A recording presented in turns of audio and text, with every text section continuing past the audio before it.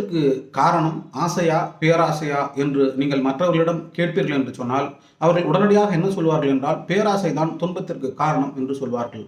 ஆசையோ அல்லது பேராசையோ இரண்டும் அந்த எண்ணம் எதை பிரதிபலிக்கிறது என்பதை பொறுத்து தான் உங்களுக்கு துன்பமா அல்லது மகிழ்ச்சியா என்பது வரும்.